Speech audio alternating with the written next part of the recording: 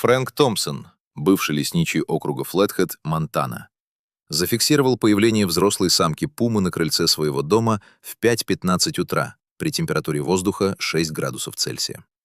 Животное весом около 60 килограммов не проявляло агрессии, сохраняя неподвижность в течение 3 минут и удерживая в пасти старый детский кроссовок модели 1999 года. Кожа обуви была сильно иссушена и покрыта слоем серой пыли, характерной для глубоких пещер или закрытых сухих шахт. Фрэнк оставался за запертой стеклянной дверью, удерживая в руках карабин калибра 30-06, пока хищник не положил предмет на доски настила и не скрылся в густых зарослях желтой сосны. 20 лет назад, в сентябре 2004 года, в этом районе пропал младший брат Фрэнка, 10-летний Томас.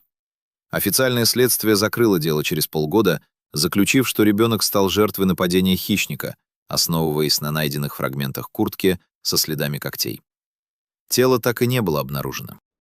Выйдя на крыльцо, Фрэнк надел латексные перчатки и поднял кроссовок, который весил больше, чем должна весить пустая обувь такого размера. Внутри, под деформированной стелькой, находился тяжелый металлический предмет, завернутый в промасленную ветошь.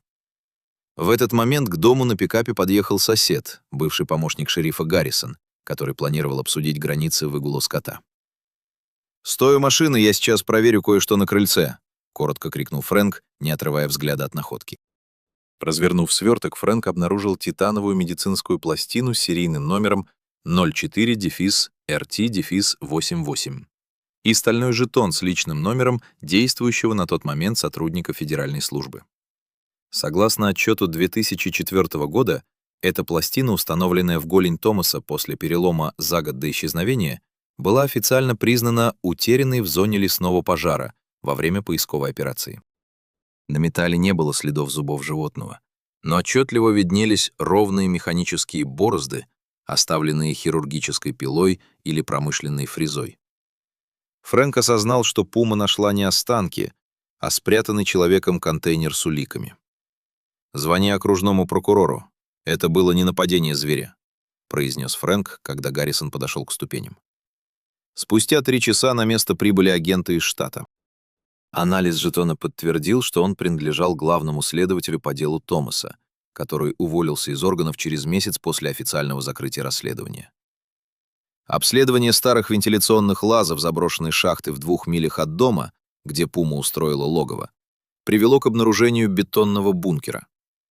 Внутри были найдены документы и личные вещи еще 5 человек, чьи исчезновения в течение 20 лет списывали на несчастные случаи в лесу.